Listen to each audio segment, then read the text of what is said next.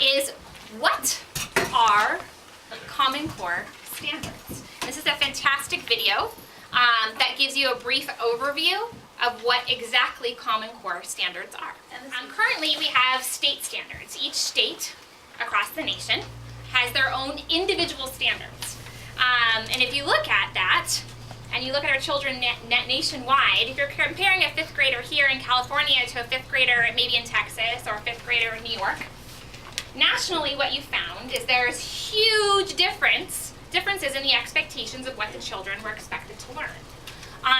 One of the major initiatives was the business world was realizing that as children were graduating high school, they really weren't prepared and the business world did a huge 12-year study on what do children need to know and learn to be successful in the business world, and that's where the Common Core initiative started.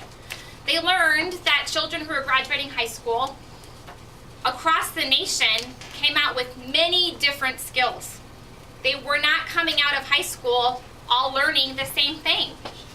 They felt that some areas the children were accelerating in this particular skill, where in some states they were accelerating in this particular skill, but nationwide we were all over the map. So our huge corporations and large companies who were looking to hire our young and amazing children were struggling and couldn't understand why it was that our kids weren't prepared for the rigor called the business world. So of course then comes in, well, let's solve the problem. Education is the problem. We need to go in and figure it out. And this is where the Common Core initiative started. Across the nation now, if you look carefully, 46 of our states have adopted the Common Core. Okay, so that means across our nation, Common Core standards are standards that where everybody from California to New York are going to be learning the same skill. So the nice thing for people who like to travel a lot of our military families or families who travel for business, you're traveling across our country, you're going to find that with the Common Core, there's going to be common, which is the key word here, common expectations for our students. You're going to find that there are some states, just like our beautiful country, we are free to make our own decisions. We are not forced to do this. Some states are still choosing to have their own individual standards. However, the majority of the nation has decided to band together so that our children are on the same page. Because we also took these standards and compared them globally. And looking at our children going out into a global business world, we wanted to make sure that they also remained competitive. So all of the states in yellow here are on the board with Common Core. And the one there's just a very few that are not. And they are Texas? Who are the other three? Texas, Alaska, Nebraska, North Carolina, and Michigan. That's Virginia. Virginia, sorry. Meghan needs to get her geography hat on. Are you smarter than a fifth grader? Yeah, sorry. I'm a Westerner. I was impressed. Okay. Do you go back to the video? Yes, I'll go back to the video at this point, and then we'll go into what are Common Core standards.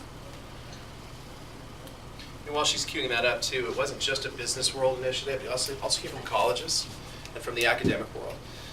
If you looked at data over the last few decades, really since the 70s, you'll see a decline, particularly in the area of literacy and reading and literacy. Not too big of a surprise when you look at the influx of technology and the culture of technology we have now. Our kids have more distractions now than we ever did growing up.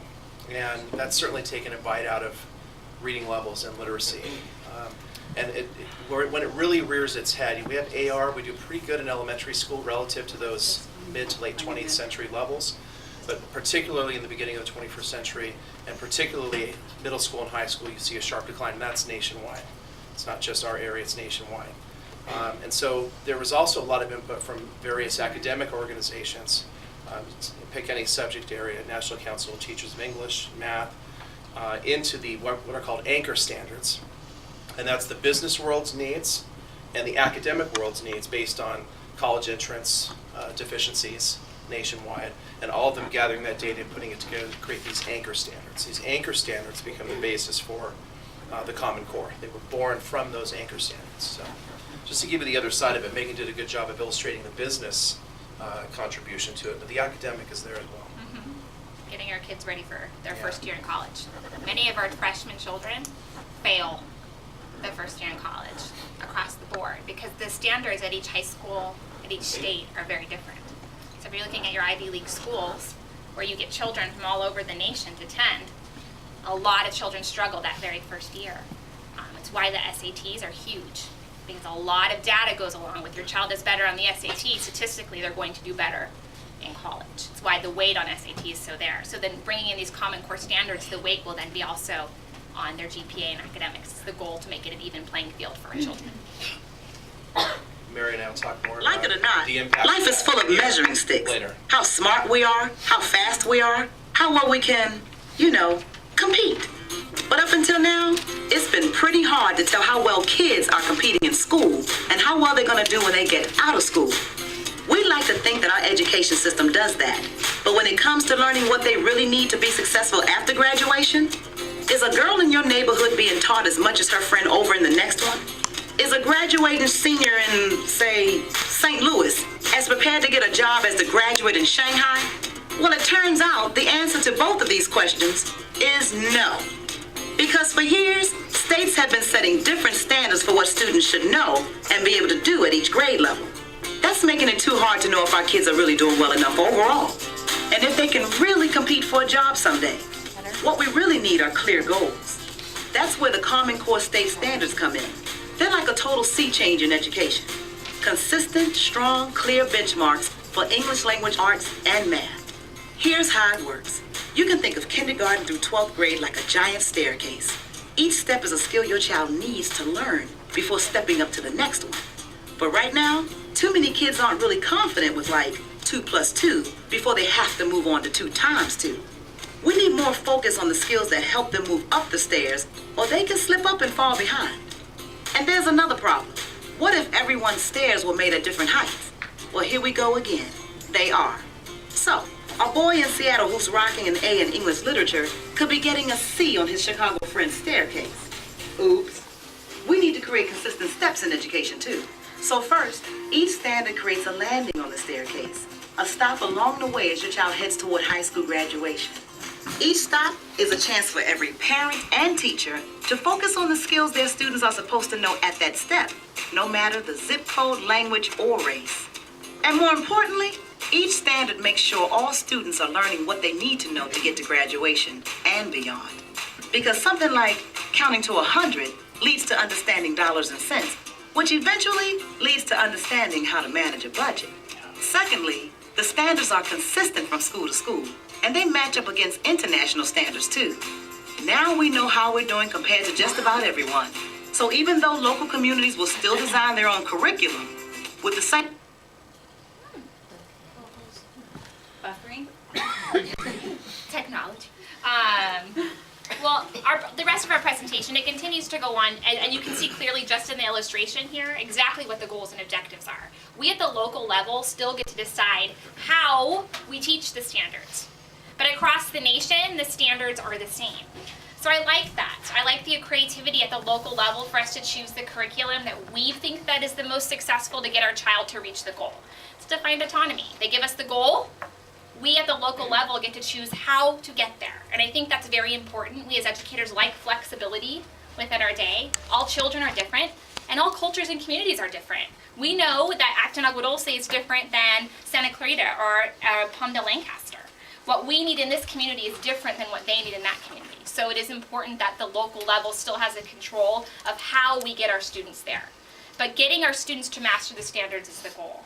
So Common Core are clear goals. Right now, I don't know if you've noticed, the children are in very fast-paced goals and have fast-paced standards. They are expected to zoom through standards, and sometimes you might find that your child may fall down on a certain skill that is essential for them to master. The easiest is math, to think about that. If your child doesn't understand number sense, basic counting skills, how are they then going to understand multiplication and then algebra and then going into geometry and proofs and then chemistry? So you can understand the importance of really focusing on the foundation. And the one thing that I really absolutely love about the Common Core is that there are clear goals. They did a lot of brain research and developmental research on what and when are children ready to learn concepts. Of course, there's that bell curve. Some kids are going to be ready to learn that concept sooner than others. But ultimately, most of our brains at an average level are ready to learn concepts at the same time. And you'll find that with the Common Core, it is still a very rigorous pace. But for the first time, instead of asking our children to just remember and memorize a concept, we're taking the time for them to understand and apply that concept. So not only are they going to understand what 2 + 2 is, they're going to be able to show it to me in multiple ways so that I know that they're ready to go on to the next skill. They're consistent. It's so important, as we've said many times, they have to be consistent among the states. We need that consistency so we can measure, so that our children can remain competitive. And it takes away that, well, you're in California, your standards are lower than ours in New York. We can't have that. Our children in California need to have the same kind of standards where our children are leaving here with that expectation that they can be competitive with anybody, anywhere. Worldwide. And worldwide, true. And higher learning goals. We're taking our kids, and one of the findings in the research when children were leaving high school was that they weren't able to apply the knowledge. They were really great at answering multiple choice questions. They were really great at looking and deciphering reasoning, but were they able to apply their knowledge to new and exciting events? Were they able to apply that knowledge in the workforce? When you get into a workforce, the most successful people are often able to take a problem, apply the knowledge from the past, and creatively solve it. If you're not mimicking that situation in education from kindergarten all the way up, we're not servicing our children in a way that allows them to be successful in the business world, or any world, any job, whether or not they choose to go to college. Allowing them to learn to problem solve and critically think at a young age is what is now expected at the Common Core level. The rigor is there, the pace is there. However, taking the time for our children to make sure they master the skills is essential in the Common Core. Okay, what you should expect with Common Core. You're going to see a shift in education where we're taking more time, and you're going to see a slowdown in the pace. The biggest change you may see as a parent, and we'll go into that, is probably in math. Okay, you're going to see us not introducing every concept to their child in kindergarten. Right now we introduced many concepts before their little brains are ready to learn them. Instead, what we're going to be doing is introducing a concept that they're ready to learn, and we are going to make sure they know it, they can apply it, and boy, they are going to be amazing. And if you have a child who is gifted and talented, the best part about the Common Core is it naturally differentiates for your child. By allowing them to apply their knowledge, they can take that concept to the moon and create and create and create. And that is what the Common Core is so good at. So you're going to see more focus on preparing students for college or career. We also understand that not every child is meant to go to college. Some children really want to go into any kind of industry, whether it's military or fire or police, or maybe it is a beauty industry where college just isn't their thing. These skills that they're learning are going to be applied in those fields too. Making sure we're allowing our children to critically think is important, and using each other and teamwork and collaboration is key. Because in any job that you do, collaboration, teamwork, and problem solving all come into play. It's not just regurgitation of facts or picking out an answer on a test. So Common Core is a thing that's exciting for the future. And I look forward to the rest of my administration continuing on the presentation. Thanks, Ty. Sure. Before we get into the instructional shifts, there was a book I wanted to recommend to everyone. It was published just last fall by a journalist called The Smartest Kids in the World and How They Got That Way.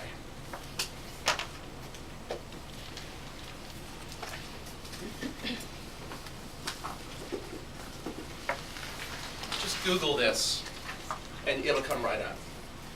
This book is a good, the reason I'm bringing it up to you now is because we do a lot of nonfiction reading education.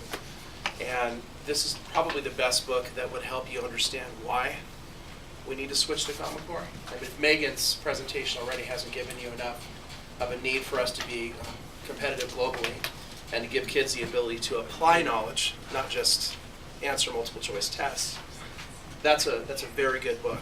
It gives you basically an analysis of global education right now. It's just published about 7 months ago. So just a suggestion for you. Her continued comments about how important it is to apply is really the center of everything. And what you're going to see most, and we'll get into the details of what you'll see and how you can support at home, are students being asked to apply a lot more, students being asked to justify answers, students being asked to provide evidence for opinions. If you think about school, how most of us went through, other than some flair teachers we may have had, most of what we did was absorb knowledge and then give it back in some form. Essays and projects were not daily. They were not a regular piece. We were much more constrained by time. What you're doing now with Common Core is shifting to, again, instead of an inch wide and a mile, instead of, I guess it would be the opposite of that. Yes. Be a mile wide and an inch deep, which if you look at the current state standards, that's what you see. That's what you see. You'll see an inch wide and a mile deep, okay? So there's two different major areas with ELA and math, and you have these focus areas in math, these shifts. And these, I need to go through each one, but it's clear when you look at these, this is the idea of what math is going to be emphasizing. So instead of, there is going to be an emphasis on skill development, but in the areas of focus, coherence, fluency, imagine instead of, maybe in second grade, third grade, you'll get things like addition and subtraction and getting into multiplication, okay? But instead of just working off of a grid, which may still be there, it's going to be applied. So you have a lot of questions. You'll have a lot of visuals. You'll be dealing with manipulatives. Applied knowledge instead of just filling in a grid. In English, it's the same kind of thing. The staircase of complexity we've already reviewed. But look at this one, text-based answers and writing from sources. So it isn't just a narrative essay. To write a one-page journal entry about your summer. Tell me how your summer was, coming back from summer. It's going to be a lot more text-based. So perhaps there'll be an article on something about that summer, maybe a local article in our area, Acton, agua, dulce, and there'll be a response to that. Students will have to respond to that article and quote from that article in discussing their summer. How was their summer similar or dissimilar to that experience? So you have this increased weaving of nonfiction text and informational text. It's not at the expense of literature. It's not that we're getting rid of classics or reading or creative writing. It's that we're re-emphasizing, especially in other subject areas other than English, informational text, and demanding that students interact with it, express an opinion, and provide evidence and go back to that for those opinions. Does that make sense? Any questions so far? No questions right now. On this, I know, well, on this part. Okay. Well, this one really is just an explanation of what you're going to see in the shifts with the fiction. I know there's been a lot of talk about there's no more literature, and that is just not true. What is happening is we want to make sure that literature and reading instruction is also happening in the content areas, in your social studies and science classes, in your social studies and science textbooks in elementary school. So what you're going to see is the kids are going to be reading more nonfiction, just like Ty's example of students using an article perhaps to prove with evidence something that they believe, or write an opinion about something. And so they're looking at more nonfiction. What that means for you is that you can help supply more nonfiction text. And anything is nonfiction. There are magazines, there's newspapers, there's lots of encyclopedia books that are out. Internet, just be careful of the source. But those are nonfiction texts that your kids will be using. We're going to be asking that kids are using and integrating that throughout the day in their literature instruction or their literacy instruction. We want to look at the ways that we can put nonfiction together with other things, meaning that nonfiction, we have a very humid day today. To pull in something about the weather and read about it, and why is it like this? Why is it so hot, but yet to look outside, it doesn't look like it should be hot? Let's find out about that. Let's read that together. Also, with children, if you have a fourth grader who's very interested in paleontology, a lot of those words are 4 or 5 syllables. They cannot pronounce those words, but they're very interested. And so that's your opportunity to interact with the text and read aloud to them.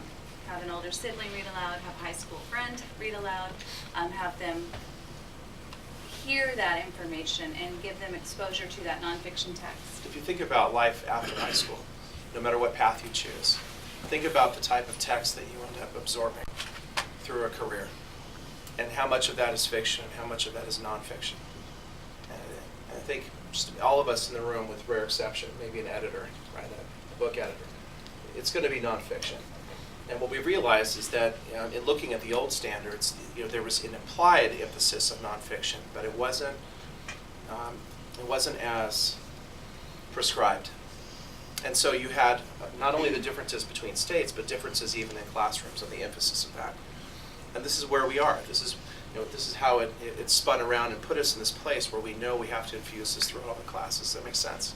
Kids need to be able to, throughout school, starting in elementary school and all the way, and become very solid by the time they graduate high school. They need to be able to look at text and identify the author's position, identify a subtext underneath, identify an argument. What type of argument is it?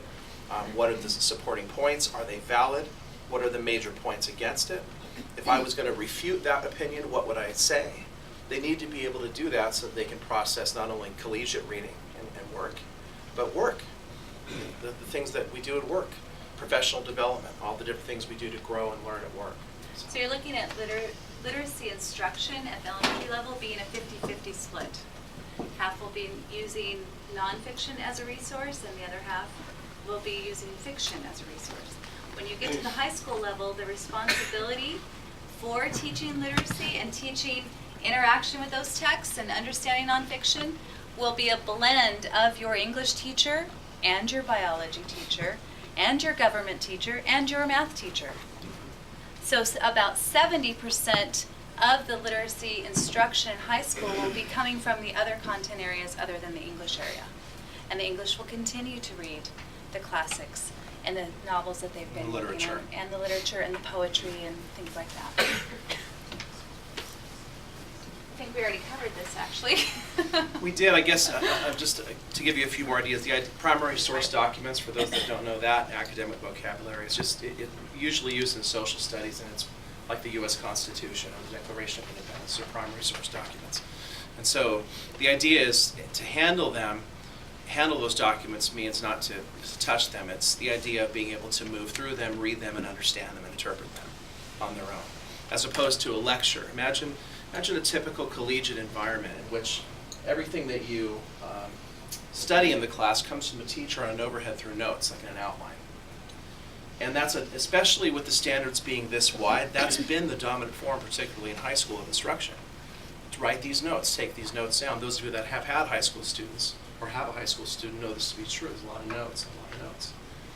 This process trims back the notes in favor of the students going deeper into those materials. And as Kim said, in all subject areas, even subjects like math, where you typically wouldn't expect to have a lot of informational text. The idea of, you want close reading? The idea of close reading. Having taught study skills for about 18 years at night to parents and students, one of the biggest laments of parents is the idea of teaching kids to read or motivating them to read. A lot of students, by the time they get to middle school, end up shifting into skimming.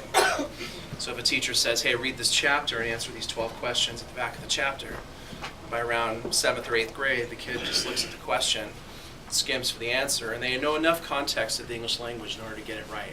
And they So if discover it's Cliff Notes, Yeah, too. right. What is photosynthesis? And they just skim for photosynthesis is and copy whatever comes after, and they get it right. So this idea, and part of that is because of what we asked them to do. When we asked them to do simple, low-level thought questions in response to reading, then they're able to get away with that. So this idea of reading more complex material carefully, we call this close reading. It's the idea of asking kids to do more with the text, spending more time with the text and doing more with it. And some of the things I mentioned a few minutes ago. Evaluating an author's position, evaluating the viability of whatever their point is, and the strength of their support material, things like that. So think about yourself at home and what you'll have to do in order to help them get there. And these are some of those suggestions here, right? Go ahead, Kim. And this is an example of literature. This is a 2-3 combination class, and she has a 3.7 level book here, and it's one of the spin-offs of the Fractured Fairy Tales of Cinderella. And the readability is a 3.7 book. However, she also had sitting here a 5.0 book.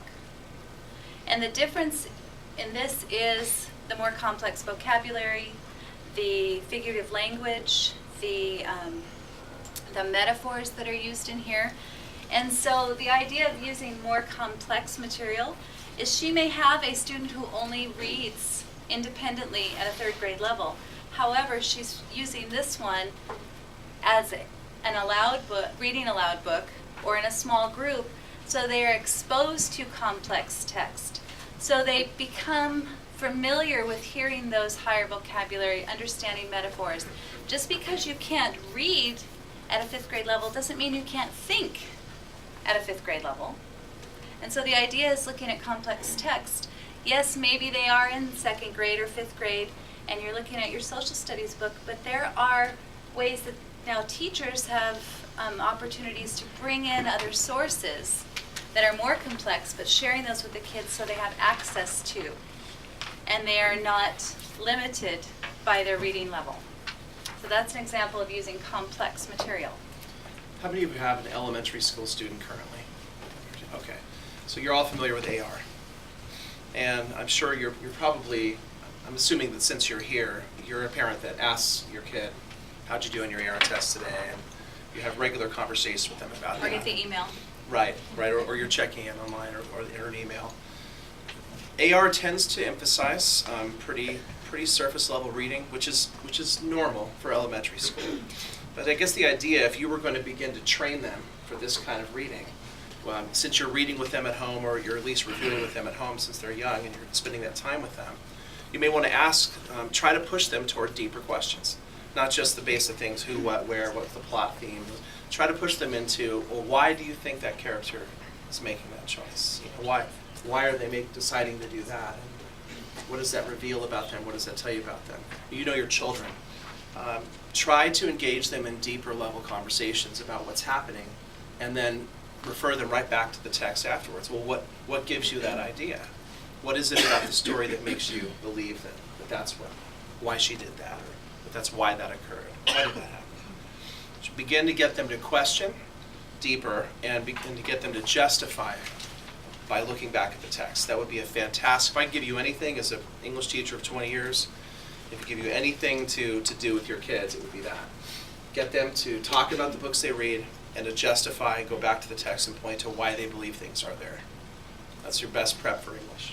Rereading is not all about the product of being finished. It's about the process of going through the text. And that is a very large shift. It's no longer reading through and answering the questions. It's interacting and engaging along the way. Process is more important than the final product. Just some examples that you might have around the house, might want to get at the library. We have different complexity levels where you have a tree as a plant, and then you have a read aloud that's fire, which is higher level sophisticated vocabulary, but it's related to a kindergartner or 1st grade level interest level, but it has some more complex text. It's tough after AR, AR. Mary, you're doing AR at the middle school, right? Yep. Okay. So the idea is that you'll have a good bead on each kid's grade or reading level throughout grade 8. Yes. And then they get to high school and they come in with that, and then we pick it up from there typically. But it would be good for you to know and keep track of where they are, and particularly if you're doing supplemental reading with them, or if you're providing them supplemental reading materials, knowing where they are. And I'm sure most of you are doing that. Parents that come to events like this All are right, Mr. involved. English teacher, we do have math tonight Okay. too. All right. We discussed this. We did talk about this too. So often the kids are going to just use their inferencing skills or not. They're going to choose A, B, C, or D. With the Common Core shift, they're no longer allowed to do that. It'll say select any of the following as an answer to this question. Or where in the text do you find that Susie is a good friend? And so they have to prove with evidence. They have to go back and find the evidence. So what they're suggesting here that you do as parents is demand that evidence. Like, where'd you find that? I didn't see that. I mean, you can play it like that. Like, really? I missed that part. Where did it say that? Or I think this person is greedy. Where in the text would I get that impression from? Where did it say that? What did the author say about that? And so you're looking at the text to prove with evidence. If you're looking at any social studies science, this is what we have been missing in our other content areas, because we're not really teaching kids to interact with the material and the information. And so this is now asking us to use reading and prove with evidence. And just in discussions too, I really like this one, demand evidence in everyday discussions and disagreements. I mean, make your kids, you'd probably do anyway, I know I do with mine, make them justify things. If they want something, well, why? Why do you deserve that? Or how was your day today? Yeah. It was good. Well, okay, right. Why was it good? Why? It was okay. Why and how are the good questions, to ask them. And what if? Yeah.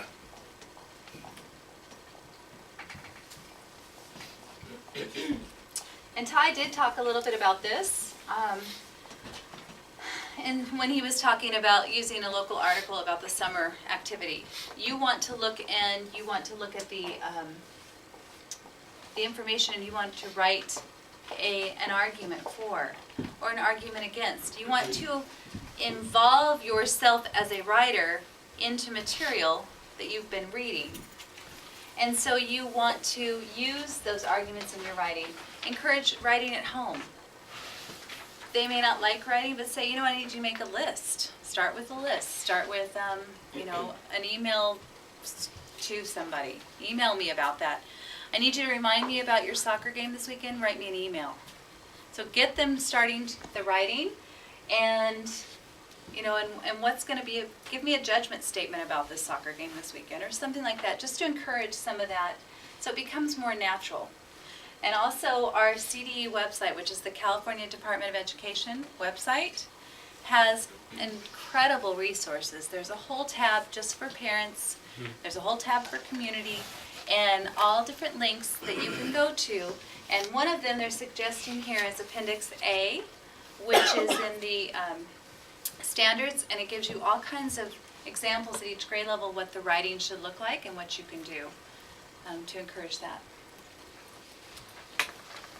The last one is academic vocabulary, and it's just the idea of making kids aware. This burden's really more on us, but it's just to let you know that it's making sure that every teacher understands what the key words, they call them the language of power, key terms are within the class. So if I'm writing, let's say I have a 9th grade class and I ask them to do an essay and I ask them to define it or compare, what does that mean? In an essay. I have to define that for them.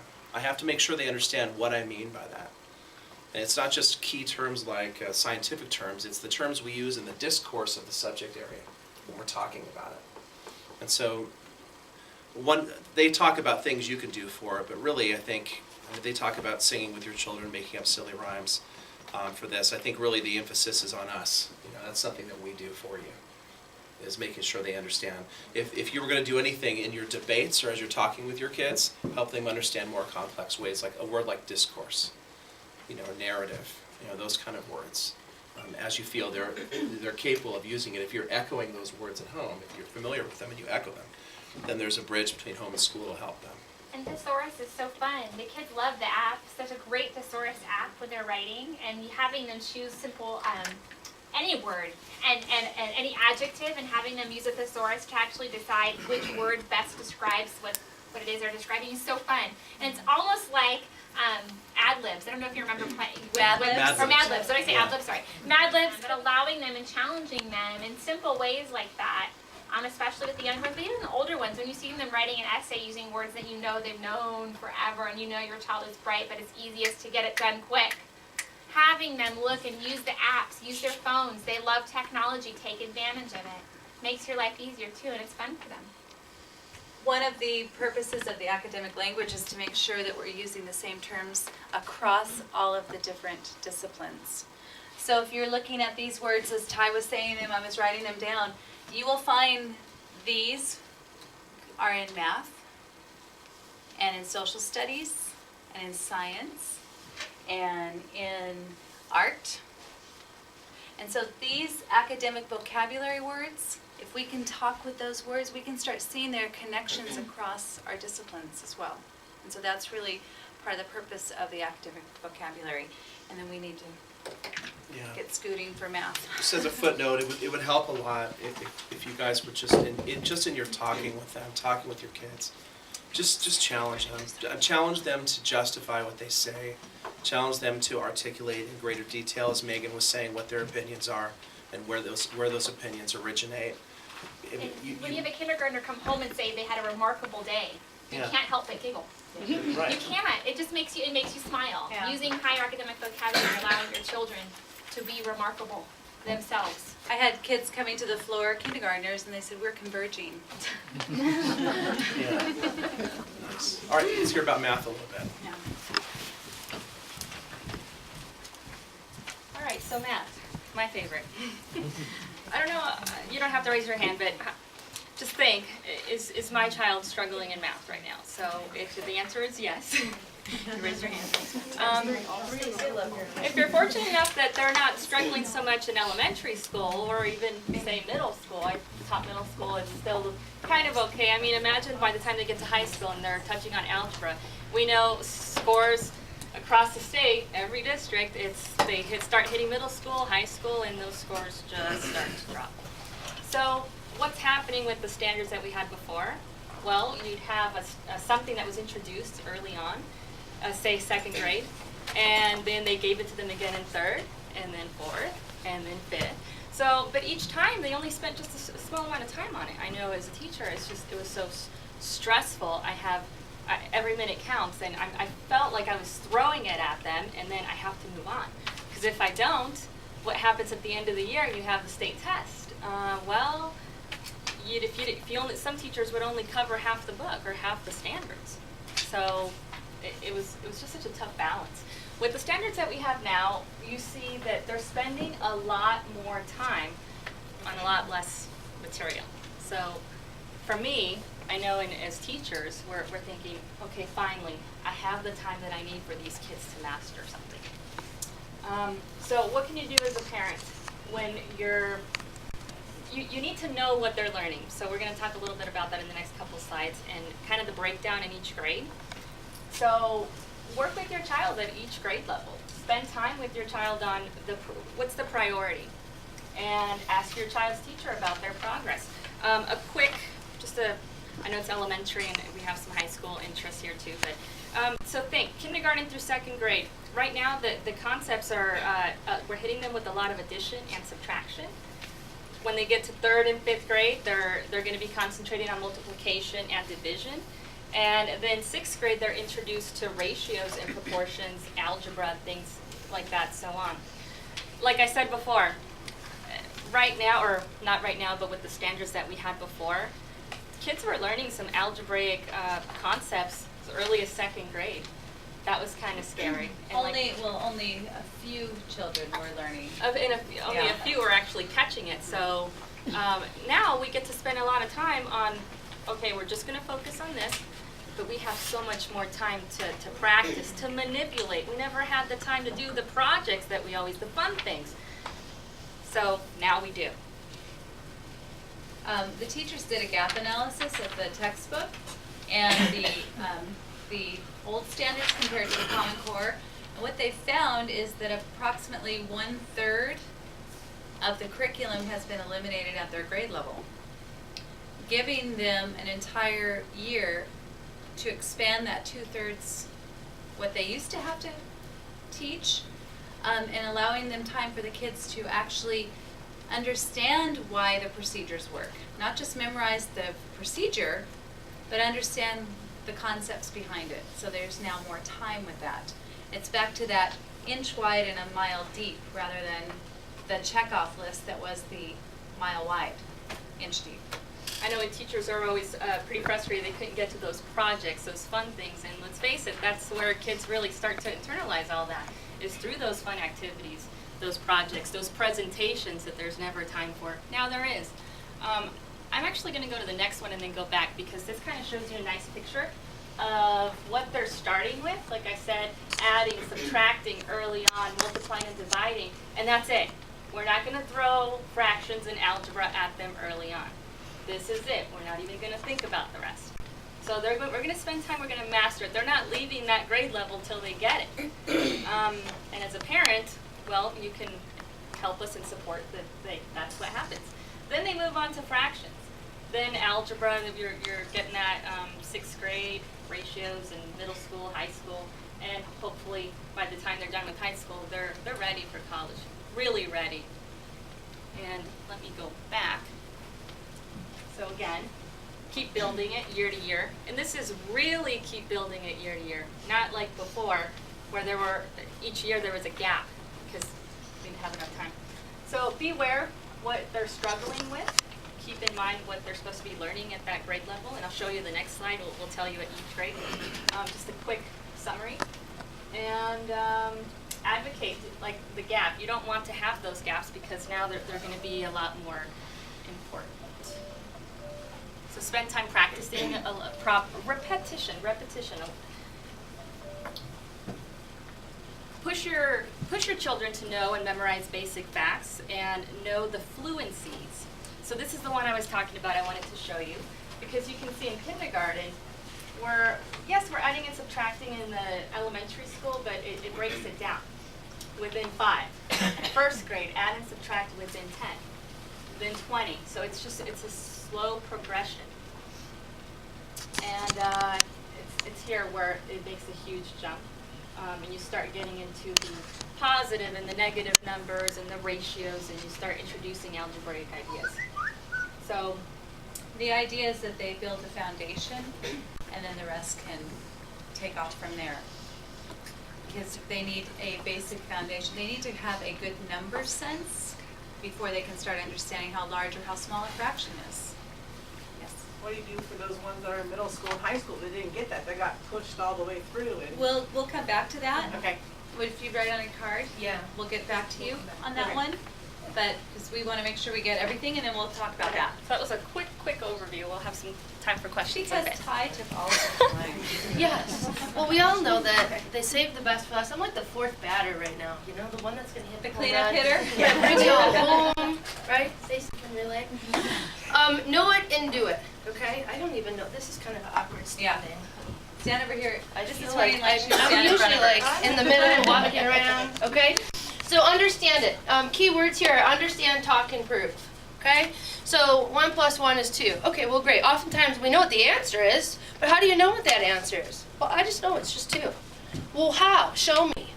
They can take 2 pennies. Show me how that is. Well, if I have 1 cent here and 1 cent here, and now I have 2 cents. Very good. How does that work? How do you get there? Talk about how math works. Kids writing and talking, they don't want to do either one unless it's this, okay, or this. We want to get them talking about it. We all know that anytime we write something down or we verbally say it, they say this in therapy too. This is good stuff for therapy. You want to change your attitude. If you say it out loud every day, no matter how upset you might be, I'm going to be happy today, you now have just changed your brain that much more. So if we have kids talking about concepts that they understand, that makes a difference in how they think. And that's one thing about Common Core is our students have the capability to do these things. They have that. What we're trying to do is change their thinking so that they can access these things to a deeper level. And that's the key in this. And prove it. Okay, what's the number one thing they say, you know? Well, how do you know that's true, Mom? Why? They always want you to prove why you make that decision, right? Well, we want them to prove. We want them to understand. Okay, if this is what you're coming up with, and this is, I want you to prove it. I want you to show me. And the key word about this whole concept is to persevere. Most often they want that quick. We all do. It's like when I text somebody, I'm like, why are you not answering me? I just texted you 2 seconds ago. Okay? It's upsetting. We want it quick, right? We want our kids to be able to take time. We want them to be able to persevere because as they go through Common Core, math, English, history, technical subjects, They've got to be able to persevere through it. They're not going to get it the first time. Maybe they will, maybe they won't. So we've got to be able to change the way that they approach things, change the way that they think, make sure that they understand it, make sure they talk about it, and prove it. So on the right side, you can see different things that you as a parent can do. I know we have lots of busy lives, and it's very difficult. Advocating time for your child needs to learn math. Everybody learns at different rates. There are things that I get right away that other people takes a long time. And then there's things that I learned, I just can't get it. I think it was a testing schedule the other day with Mr. DeVoe. I'm like, how could I not get that right away? But the bottom line is provide the time at home, set time aside, have a workspace where that every time that they can work with this and you spend time with them, that they can be able to do those things with you. It's boring to do it by yourself. Okay, number 5, real world. Sometimes this is difficult, but I have some things you might be able to relate to. How many of you like to cook? Okay, I guess I'm the only one. You have to. How many have to? Okay, you're baking that cake, right? Or you're baking something, and you're looking through the drawer, and you're scrambling, trying to find that one measuring cup that you need, and you can't find it for the life of you. Okay? Wendy, you've been there, then. All right? So, okay, I need a cup. I need a cup of this material. What am I going to do? Google it? No, I'm not going to Google it. What am I going to do? I'm going to take what I have, and I'm going to apply it. If I need a cup, okay? Wendy, you need a cup of flour. What do? You don't have a cup. Oh, you don't have a cup? What have you used? 2 halves. 2 halves. What else? Anybody 16 else? tablespoons. Here. 2 tablespoons, okay? 16 tablespoons. Okay. 48 teaspoons. I'm one of those that grabs the 1/3 or the 1/4, and I don't know why, and I go 1, 2, 3, or 4, okay? We just described 3 different ways to attempt to get a cup. If I had a cup, that'd be great, but I don't have a cup. So what am I going to do? I need to apply that. Okay, let's talk tractors. Half and half, certain percentage of oil to gas. Well, if I just put gas in that tractor, ooh, someone's not going to be very happy. That motor's going to go down. So how are kids knowing if that's a choice that they want to be in? How are we teaching them to be able to solve that problem? If you add one part to 2 parts of something, how do they figure that out? And in some ways, that could be like a safety situation, especially if they're cleaning. Okay. So how are we applying real world situations? Anytime you're at home, kids are doing chores, doing their part, making them clean, things like that. Make them figure out that math. All right, honey, we're going to do the floors with bleach. 1 part to 4 parts this. Okay? Talk me through it. Well, how do you know that? Show me that you understand. Real easy. They're not doing math. They're not sitting down, pencil and paper. It's right there. It's 5 seconds. Make them cook with you. Hide the 1 cup. Gosh, we need a 1 cup. What are we going to do? Gosh, I have no idea. All right? Make them work for it.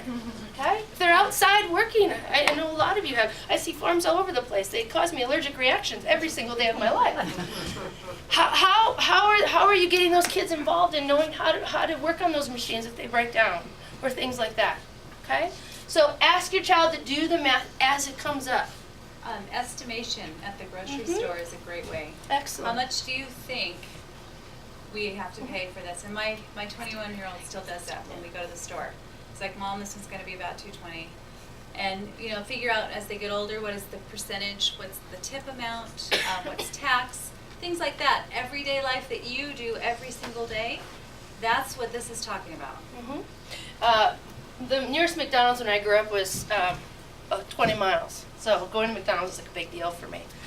And it usually only happened on church Saturdays. So, but anyway, we would go to the grocery store, and I would bet a cheeseburger. Of course, I never had to buy the cheeseburger, but we always bet. It was just something small. Okay, you get a cheeseburger. Whoever my mom or I got closer to the bill at the end.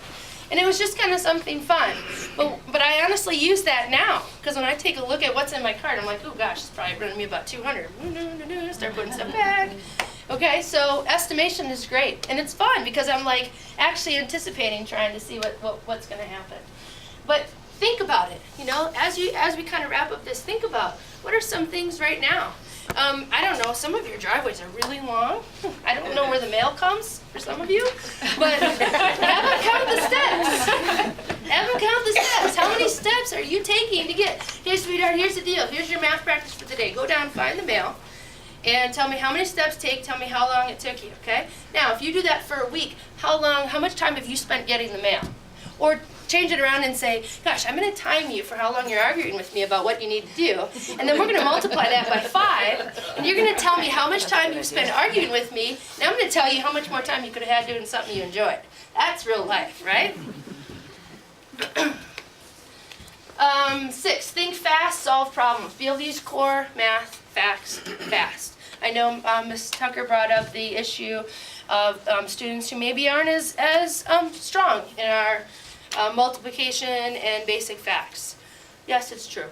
There are some weaknesses. I still have kids doing this, the dot math, things like that. But we want them to be able to access these fast. When we can do that, 2 times 2 is 4. 4 times 4, okay? When we can do that, we can apply it in the real world, it saves us time.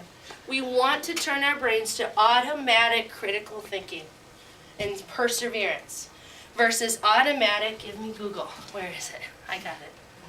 All right? Because what happens if these aren't there? These are good things, but what happens if they're not there? Okay? I mean, I still grew up in the era where we had cords on our phones, you know? We're trying to dodge the phone. So what can you do? Notice the side of the coin your child is on. What do they need? Spend time with them. Make them do those things within the day. Like I said, the mailboxes, the things that you do enjoy in your life. I see equestrian things, okay? I know maybe there's something with math and the barrel racing. I have no clue. I would love to see it, but hopefully I will. And practice it. It doesn't have to be sit down, focus, do your math. Come on now, honey, get it done. Okay? Make it fun. Go take them out to the grocery store and say, hey, let's do some estimation. We're talking about ratios in math. Take them out. Make them cook. Take them down to Vasquez. Talk about culinary arts. Talk about ratios. All right? Taking a bath. Hey, honey, we're going to put so many parts of cold water and so many parts of hot water in your bath. You think you're going to have a hot bath or a cold bath? All right? Have them apply those things. Make sure they practice and make sure they think about it. What's in it for me? If they can't grasp that concept of what's in it for me, that's human nature. If we don't have buy-in for the things we do in our lives, we don't want to do them. Forget it. What's in it for me? So when we talk about math and we talk about these things, we want to show them what's in it for me. So this here is just an example of a 5th grade math task. It talks about Tito and Louis, and they have some pizza, and they're arguing about which person ate more pizza. So I'll give you a second to just read that over. Oh,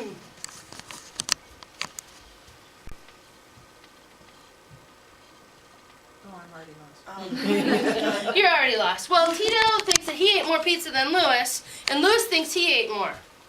And within this, they're going to pull it apart. So it might look like this. And I can't see that from here, so I'm not sure how you're seeing that. But take a look at different things. Here's a key that they created. A T, an L, a C, a P, and an M. They took a pie and made it look like a pizza. Different ways to figure out those different parts as to who ate more. Then they took a look at, well, this is what Tito ate, and this is what Louis ate. And then they wrote how to do that. So when we see a math problem, we see different 2 plus 2. I mean, we're typically, actually, they do it this way, but you're actually supposed to go linearly. But this is what we're used to seeing, exact answers. Okay? Oh, we want to expand it to this. Well, let's see. If I did 2 plus 2, okay, it might be shapes. It might be whatever it might be. But you notice that we're writing, we're doing, we're seeing, we're explaining. And it's not A, B, C, D. You're going to find a lot in Common Core. There's going to be a lot more open-ended assessments, a lot more informal, which means you might not have the traditional assessment at the end of the chapter. A teacher may actually assess the concept by having your child draw a picture or solve a problem. Simple, easy, and a lot more open-ended. Not the rigor of just the A, B, C, D. Does that mean that's going away completely? No. It just means you're going to see a lot more opportunities for your children who may not just be the multiple choice test takers, allow you to show the answer in a different way. It's refreshing for many children, especially your GATE students, who know the answer in their head and just want to be able to draw it out and don't want to do the A, B, C, D, but want to show you how they got it a different way. It allows for automatic differentiation of your students. It also helps the children who are at risk because they may not have the ability to read A, B, C, and D, but they can tell you why it would be one of those answers. And so kids at all ability levels have an opportunity to be more successful because they are provided an opportunity to show what they know, not how well they select an A, B, C, or D. And so this is one example of a child's math, but it could have been somebody else that did entirely just mathematical and figured it out. Someone could have drawn squares pizza. They could have done it multiple ways. Remember, the process is what's important. How do they understand this? And then show me what you know. It's like, how do we, if you steal the cup from the drawer, how many ways can you get to adding a cup of ingredients that you need? It's kind of more safe. The word I like is there's safety in answering when we think critically versus if it's right or wrong. I know with me that the intensity level of, there's one answer, I'm not going to be the guy that says it, I'll just wait for someone else. But if there's multiple answers, then we're more prompted to say, think about it and share answers and collaborate them. So how can you help your child with math? The basics, addition, subtraction, multiplication, division, did I say that? Finding ways. I gotta tell you, when I go to the Mac store, which isn't very often because it's expensive over there, but have you ever seen those little child tables and they have those black balls that you can sit on? They're awesome, okay? Well, I go and I actually, I'm usually not the one buying, so I'm playing, and I'm sitting there actually playing these math games. And I am challenged and intrigued. The basic games that they have, and I know that you had talked about those apps, that I'm enjoying myself. I'm a 38-year-old woman enjoying myself on a 4-year-old game. It's awesome. And I'm not even realizing it. So there are lots of different things and ways that you can kind of trick kids into being exposed to those. Encouraging not to give up. I talked about perseverance. Common Core is about perseverance. Perseverance to write. Perseverance to think critically. Perseverance to come to more than one answer. And as we go through the Common Core, it's going to become natural. Just like writing. If they're only writing in one class, they're crabbing in that class. But if we're writing in every class, it's part of nature. Okay? And there will be a transition. Yes. They're going to be asked to do things, and they're going to say, well, what's the right answer? Well, I don't know, you need to show me what you know. I know, but what's the right answer? Well, there isn't a right answer, or you have the right answer, you just need to show me. But they're going to have trouble because it's a paradigm shift for how they show what they understand. And you're going to see if any new implementation across this nation, staff has been trained, but with anything new that happens, you're going to find there'll be bumps in the road and successes as we go along. So we're on the wild ride together, and it is important that we partner together and hear your comments. We'll be continuing to have parent meetings throughout next year to get your feedback on how it's going and what you're hearing. We're not home with your children every day. So it is so important that we continue to partner together so we can hear from your perspective, what do you notice different? Do you notice anything different? Because if you don't, that's a problem.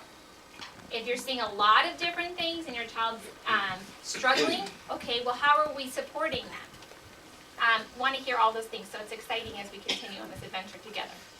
As we kind of close here, the biggest thing is you're a part of this, we're a part of this, the community is part of it, colleges, universities, technical programs. The bottom line is we want students to be lifelong learners. It doesn't matter how old you are, we want you to always continue to be lifelong learners. Knowledge is power. Knowledge is what keeps us young, keeps us vigorous, it keeps us curious. And so when we work with our students, we want them to be able to develop that, I'm doing something after high school, whatever that is, whatever their passion takes them. Because we all know if we're not doing something we're not passionate about, it's not going to be fun. So where do we want them to go? We want them to be college and career ready. And we want them to have that directed path to start in middle school and carry on through the high school so that they're ready. And that's what Common Core is all about. That bottom baseline that gives them the foundation they need to be successful. Each one taking a little bit and building and adding as they go through. So by the time they finish high school, they're able to accomplish those anchor standards that allow them to be able to go be successful in a college or career past high school. So that is where we are going. Here's some additional resources. I know that we had stated that we're going to put this I have copies right here As a that review, and Meghan. It's also on the website. Okay, and that stand is mine. Megan, is there anything that you need to say to close? At this point, Okay. just we'd love to hear questions if you have them. I know we have notes in front of you. If you don't want to share out, I'm always available to meet with anybody at any time to speak with you about the Common Core and the implementation. But it's an exciting adventure. Staff has been trained and they're continuing to be trained. You're also going to notice a lot more technology on campus. I'm very excited. Laptop carts infrastructure in July is going to be updated, so we will not have any streaming issues in our little rural area, but we're very excited about having children at a young age access technology. You know, your kindergartners know your iPhone better than you do. So it's important that we are preparing them for their future and allowing them to be successful in a world that, gosh, in 20 years from now, I can't even imagine what they're going to be doing. So thank you guys so much for coming. Is there any questions anybody want to ask out to the group? Yes. You were saying that the teachers, when they did comparison on the textbook stuff, it went down by a third. What happened to that third of knowledge that they're losing? It's been shifted. And so fractions used to be in kindergarten, for example. Fractions is no longer taught in kindergarten because kids were not ready. They are learning parts and wholes, but they're not asked to name fractions, and they used to be. So that's been shifted now, I think, to 2nd or 3rd grade. There are things that were in 5th grade, like proportions, that have now been moved to 6th grade. There are some things in 3rd grade that have been pushed down to 2nd There's nothing grade. that's being left off. No. No. It's all still Like, for there. example, It all in- works its way from- in. Yes. Yeah, from 4th to 5th and 6th to 7th, we saw the greatest decrease in math because the rigor the gap was so huge for them to overcome. And so now, for example, geometry was typically taught in high school and sometimes in 8th grade. Now they're getting a K through 12. So now just think, they have got 12 years of geometry that they're experiencing versus, oh, we're just getting it in this one shot and here you go. So all those, if you think about it like just, you know, a rolling pin and spreading it out in areas where they're developmentally ready to access that information and use it. And that's what the Common Core has done. So again, my question is that now where do you, for all those kids that were shoved all the way through it now are in middle school and high school and don't have the math and are struggling in the math in those areas, how do you get them caught up to where they're? We still are responsible for the transition. And as educators, we are training them. We're still responsible to provide intervention, provide support. We still have this SST process for students that are struggling. So even though we're transitioning to Common Core, doesn't mean that all of a sudden we forget everything they were ever taught and expect them to be superheroes. No, we have to take into consideration the transition time and what that looks like. And especially for our older students, it is going to be a transition for them. The refreshing part, though, is that you're going to find that the pace is not as rigorous. So for those, does that mean your advanced kids won't have opportunities for enrichment? No. That's still there. It just looks different because we're asking them to apply their knowledge in a way that they've never done it before.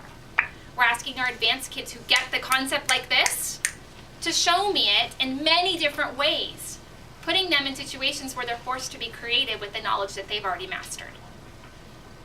It is still our job to make sure that every child is successful. And it's our job to partner with you, which is why we're going to continue to have those conversations. And if your child struggles with the transition to Common Core, talking to the teacher, communicating with administration, meeting with us, because we will set up a plan to make sure that your child is successful. And each child's going to have more time at the grade level to really understand the concepts. And so we do know that there's a transition time. We do know that there might be some gaps, but they're also going to have more time to fill in those gaps. And the way the Common Core organized is you can find a college and career readiness standard, which is an exit goal for a senior in high school. You can trace that all the way back to see what it looks like in kindergarten. Because for the first time, there's a coherent program that goes K-12 for standards. It used to be a conglomerate of different things. You would have something in 3rd grade and you wouldn't see it again until 5th, and then you'd see it again in 7th. And now you see a variation of it at each grade level from kindergarten all the way through 12th. And so what we would do for someone who's in 7th grade, as you look back at 6th grade, what did they miss there? Let's build them up and get them back up to where they need to be. And so you can, it's very, it's much easier for teachers to now differentiate and find out and reinforce and reteach what they've been missing because their strands are very clear and outlined. The expectation is clear and the progressive steps from kindergarten all the way up are very clear. Identifying those learning gaps is a lot easier to be able to do now, to be able to see. Question over there? Oh, sorry. Where are we getting the curriculum from? Currently, right now, the curriculum is going to remain the same. I know that sounds scary. But the reality is, it allows our teachers to bring in different resources. It's also a strategy on behalf of the district. When you implement anything new, it takes time for the state to catch up. So we want to make sure that the curriculum that we purchase, which is very, very expensive, K-12, truly is Common Core ready. I actually have two questions. It sounds like you have your eye on the ball for next year, but I'm worried about this year because they are taking the test this year. Sure. And I have gone on and done the practice test for my son's Yay, grade. awesome.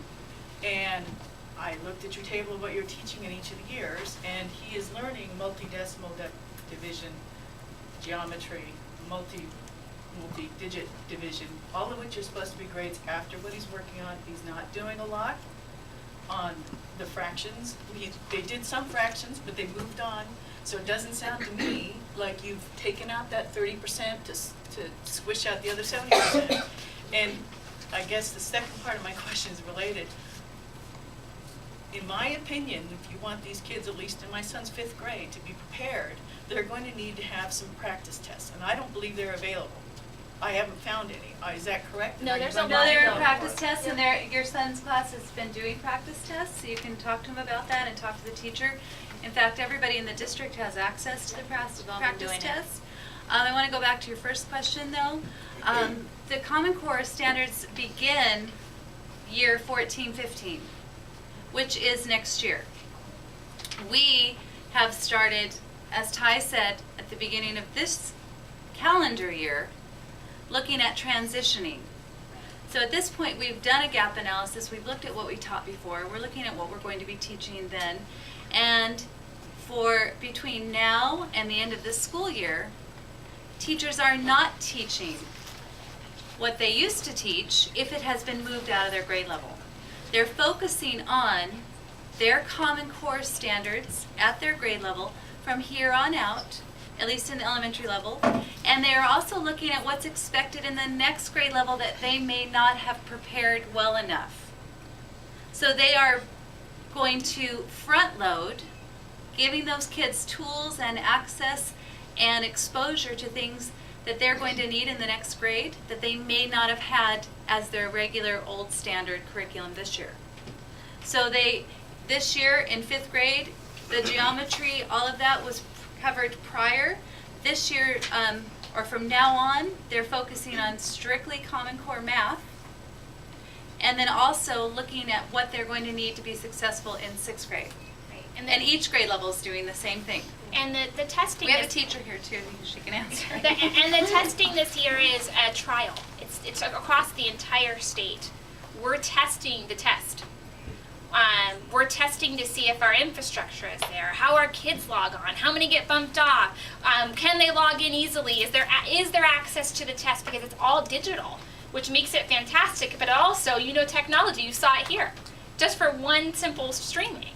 So it is allowing districts to test. We are not going to be scored this year and have the ranks like you're used to seeing our API and our AYP, which is reported in the newspapers where we're all ranked, and you can see how we're doing across the district and across as compared to similar districts as us.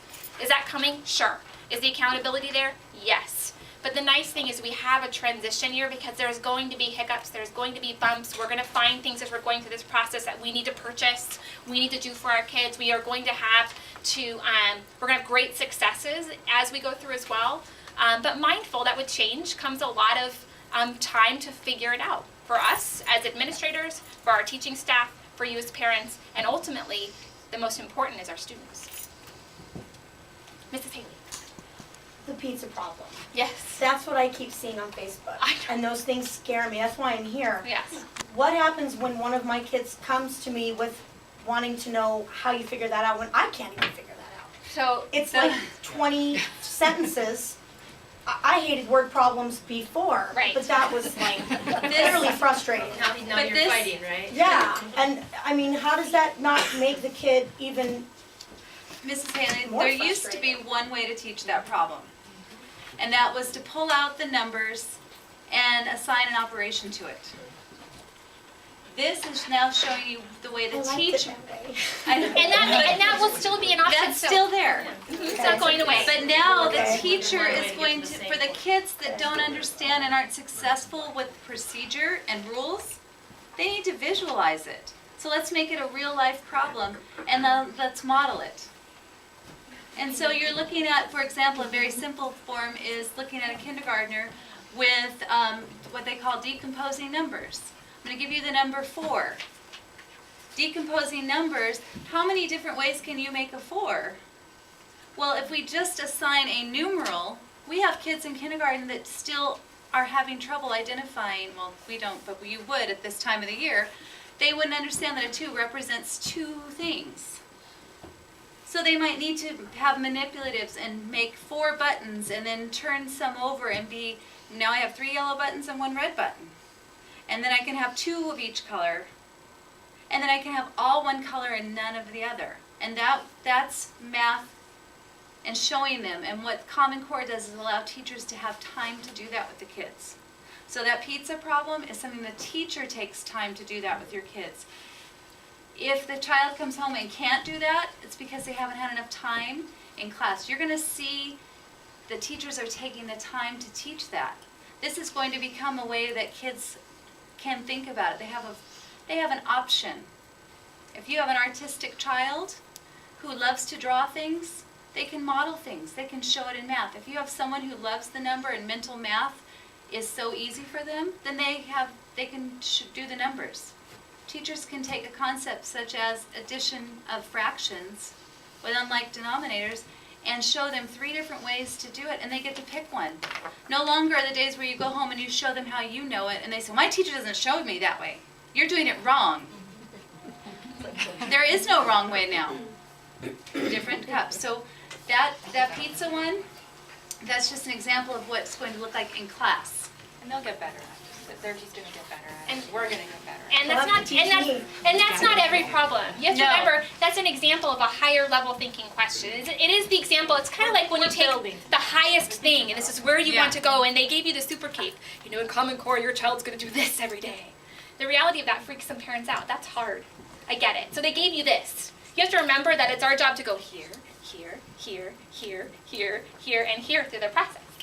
So we're not gonna send them home with that. We're gonna send them home with And they're still going to have... you when you do. Yeah, don't worry. You can call me. I'll tell you. call me. All right. At this time, there